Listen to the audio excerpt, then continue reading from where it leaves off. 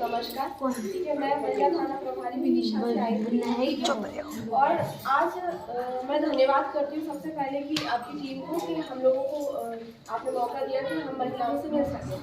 इसलिए मैं धन्यवाद कर रही हूँ क्योंकि आज यहाँ जितनी महिलाएं बैठी हैं और आगे जो मैं आपसे बात कर रही हूँ उसको अच्छे से समझेंगी और जाके कम से कम 10 लोगों को बताएंगी। ठीक है, फोन के थ्रू या आपस में बातचीत करके ये जो मैसेज मेरे द्वारा दिए जाएंगे ये आप उनको सर्कुलेट करेंगे। ठीक है, अपने तक सीमित रख के नहीं बैठेंगे आप। जो कि यहाँ पर जिस पर्पज से इकट्ठे हुए हैं वो आपका स्वयं सहायता समूह या इन सब चीज़ों से रिलेटेड है, लेकिन अब चूंकि मैं जिस विभाग से जुड़ी हुई हूँ मैं उसकी बात करूँगी। तो हम बात करते हैं सबसे पहले महिलाओं से जुड़ी हुई परेशानियों की और उनमें पुलिस क्या रोल निभाती है और आप अपनी किस तरह से मदद कर सकती है, ये सारी बात।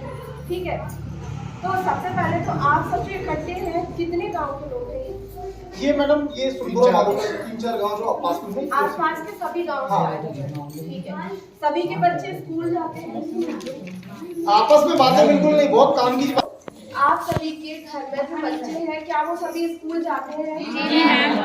सभी अपने बच्चों को पढ़ाना चाहते हैं? जी मैम। ऐसा तो कोई नहीं है जो चाहता हूँ कि बस हमारे बच्चे अभी से काम करने लगे, पढ़ाई लिखाई कुछ ना करें। नहीं। ठीक है, तो आपका सबसे पहला काम है कि जो आपके बच्चे हैं है ना, कौन से है, और ये जो टेक्नोलॉजी अभी जैसे इंस्टा फेसबुक ये सारी चीजें चलने लगी, आप लोग भी सभी जानते हैं कि अपन को अगर किसी से बात करना हो, किसी को सामने देखना हो, हम वीडियो कॉल करते हैं, किसी को तुरंत कोई बात कहनी हो तो हम व्हाट्सएप मैसेज करा लेते हैं। तो ये सब हमारी सुविधाओं के लिए है, लेकिन कई बार इनका दुरुपयोग भी होता है। तो ये ध्यान रखना है कि आपके बच्चे आपसे अच्छे से शेयरिंग करें। अगर वो मोबाइल चला रहे हैं तो मोबाइल पर क्या देख रहे हैं ये आपका फर्ज है जानना, क्योंकि इनमें से कई लोग बहुत ज़्यादा पढ़े लिखे नहीं है ना। सबसे बड़ी समस्या क्या आती है कि आप लोग जानते ही नहीं है, आप लोगों को पता नहीं है। तो कम से कम आप उनसे बात करेंगे तो अच्छे बुरे का समझ में धीरे धीरे आएगा और आपसे शेयर करेंगे। अगर मान लीजिए कोई परेशानी में वो पढ़ भी गए, अगर किसी परेशानी में वो आ भी गए हैं तो ऐसा रिश्ता हो कि वो आपको सबसे पहले आके बता सके। ठीक है, फिर आपका क्या काम होगा, उसको समस्या को समझ के आपको छुपाना नहीं है ना, क्योंकि छुपाना किसी भी समस्या का समाधान नहीं है। आप उसके लिए आगे बढ़ोगे। ठीक है, आगे बढ़ोगे मतलब कि अगर मान लीजिए घर में कोई बच्ची है वो स्कूल आते जाती है, क्योंकि यहाँ गांव है तो कई बच्चे विदिशा भी जाते हैं पढ़ने, कई बच्चे भोपाल भी पढ़ते होंगे जैसे बड़े बच्चे हो गए, या जगह जगह जाते हैं। तो उनके साथ कोई भी गलत हरकत ना हो रही हो, कोई व्यक्ति उन्हें परेशान ना कर रहा हो, कोई उनका पीछा ना कर रहा हो, या कोई उन्हें मोबाइल फोन पे परेशान ना कर रहा हो, तो ये सारी चीजें देखना आपका भी काम है। ठीक है, और यदि मान लो कोई ऐसा परेशान बच्चा है और आपको पता चल जाता है कि ये परेशानी चल रही है, तो मतलब सबसे पहले अगर नाबालिग है तो आप चाइल्ड लाइन की मदद ले सकते हो। ठीक है, चाइल्ड लाइन का नंबर सभी को पता होगा, कितना नंबर है क्या?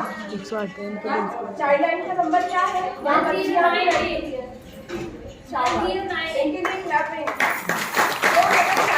नंबर कितना है? 1098। ठीक है, आपको 1098 कॉल करना है और उस बच्चे की परेशानी के बारे में आप बता सकते हो। जैसे मान लो कि आपका बच्चा नहीं है, किसी और का बच्चा है, तो भी आप सूचना दे सकते हैं। आपका नाम पूरी तरह गोपनीय रखा जाता है उसमें। ठीक है, आपका नाम ओपन कहीं नहीं होगा। जैसे आपको पता चल रहा है रास्ते से आप जा रहे हैं, कोई छेड़छाड़ आप देख रहे हैं, लेकिन आप उसमें अपना नाम नहीं आने देना चाह रहे हो, आप नहीं चाहते हो कि पुलिस आपको परेशानी हो या आपको थाने तक जाना पड़े, तो आप 1098 पे कॉल करके सूचना दे सकते हैं कि यहाँ पे ऐसी ऐसी घटना हमने देखी है, कोई बच्चा परेशान है या इस तरह से। ठीक है, तो उसमें आपको बिल्कुल भी परेशान नहीं होना पड़ेगा। ठीक है, अब दूसरी बात, अगर मान लीजिए कोई आपका ही कोई मैटर है कि कोई परेशान कर रहा है, तो आप थाने आएंगे, थाने आके आपको पूरी मदद की जाएगी। ठीक है, उसमें डरना नहीं है किसी भी तरह से। और जैसे आप कोई लड़ाई झगड़ा या ऐसा होता है तब तो आप 100 नंबर डायल करते हो। 100 नंबर गाड़ी बहुत बिजी रहती है, तो कई बार वो आ जाती है, कई बार नहीं आ पाती, क्योंकि गाड़ी एक है और गांव बहुत सारे हैं। और जब से 100 नंबर का पता है सभी को, तो कॉल्स भी बहुत आते हैं, इतने कॉल आते हैं। कोई अगर एक्सीडेंट होता है तो 100 नंबर कॉल करते हैं सबसे पहले। ठीक है, और यदि मान लीजिए कोई घटना होती है, लड़ाई झगड़ा होता है, पारिवारिक विवाद हो जाता है, कई बार पड़ोसी से विवाद हो जाता है। तो ऐसी समस्याओं में भी सबसे पहले 100 नंबर को कॉल करते हैं। तो 100 नंबर बहुत बिजी रहती है, कई बार तो आ जाती है, कई बार नहीं आ पाती, लेकिन वो केस अटेंड करती है। तो आप थाने भी जा सकते हैं, थाने जाकर अपनी समस्या बता सकते हैं, मतलब छुपाना नहीं है ना। और जो घर में जो छोटे बच्चे हैं, बड़े बच्चे, उनको गुड टच बैड टच के बारे में पता होना चाहिए कि यदि हमें कोई गलत नियत से छू रहा है तो वो पहचानना सीखे बच्चे और बताना सीखे, है ना। और जैसे अगर कोई अच्छा, जैसे माता पिता जो प्रेम रखते हो, गुड टच में होता है, तो ये सारी चीज़ें अपने बच्चों को बताना किसका काम है? आपका काम है। अगर भले ही आप मान लीजिए पढ़े लिखे बहुत ज़्यादा नहीं है, क्योंकि यहाँ पे कई जैसे दादी माँ या ऐसी बैठी हुई जो बहुत ज़्यादा नहीं जानती, लेकिन जो आपका काम आप कर सकते हो वो आपको करना चाहिए। जरूरी नहीं है कि आप हाई टेक्निक हो, जरूरी नहीं है कि आप पढ़े लिखे हो तभी आप अपने बच्चों का ध्यान रख पाए, ऐसा नहीं। प्रॉपर कम्युनिकेशन हो, बच्चे गलत संगत में ना पड़े। और सबसे बड़ी बात, अभी वर्तमान में सबसे ज़्यादा चल रहा है नशे का, मतलब नशे का इतना एडिक्शन चल रहा है बच्चों में। छोटे छोटे बच्चे गुटखा खाने लगते हैं, सिगरेट पीने लगते हैं, और फिर जब वो शहर में जाते हैं तो उनको और कई कई तरह के नशे मतलब लुभाते हैं, उनको वो करने लगते हैं, तो उस तरह के नशे होते हैं। तो यदि परिवार में आपने बच्चे को इन सब चीज़ों से बचा लिया तो आप समझिए कि आपने एक बहुत मजबूत भविष्य अपना निश्चित कर लिया है। कोई भी समाज हो, कोई भी जाति हो, कोई भी व्यक्ति आगे बढ़ सकता है। ये सभी लोग एग्री है ना इसके लिए। तो सरकार जो योजनाएं चला रही है, जो भी प्रयास कर रही है, वो कब सफल होंगे?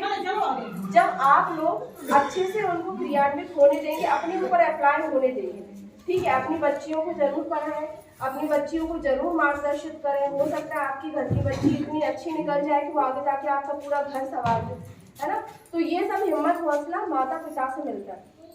अब मैं एक बात करूंगी घरेलू हिंसा के ऊपर, क्योंकि यहाँ ग्रामीण परिवेश से बहुत मतभेद करते हैं। तो कई बार महिलाएं सोचती हैं कि हमारा परिवार ना बिगड़े इसलिए रिपोर्ट नहीं करती है, ठीक है। तो लेकिन आप ये कब तक बर्दाश्त करोगे? कई महिलाएं तो आत्महत्या तक कर लेती हैं इन सब चीज़ों से परेशान। उनको लगता है कि हमारी समस्याओं का अब कोई हल ही नहीं है ना, तभी तो वो ऐसा कर लेती हैं, जबकि ऐसा नहीं है। यदि मतलब पूरे ब्रह्मांड में यदि कोई समस्या आई है तो उसका समाधान भी ईश्वर ने निश्चित किया है। बस हमें जरूरत होती है कि हम उसका वेट करें, धैर्य रखें, अपनी सूझबूझ से काम लें। परेशानियां आती हैं और चली भी जाती हैं। जो इनमें टिक गया वो निकल जाता है, और जो इनमें फंस गया वो गिर जाता है ना।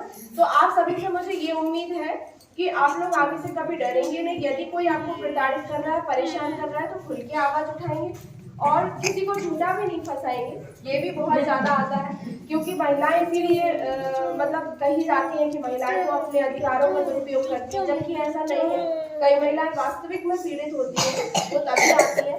तो इन सब चीज़ों का ध्यान रखते हुए अपने बच्चों को सही मार्गदर्शन दें, और आप अपनी ज़िंदगी में भी अगर कोई परेशानी आती है तो फिर पुलिस और बाकी सारी जो चीज़ें हैं उनका हेल्प लें, ठीक है। Thank you. धन्यवाद मैडम, आपने मार्गदर्शन दिया। Ma'am next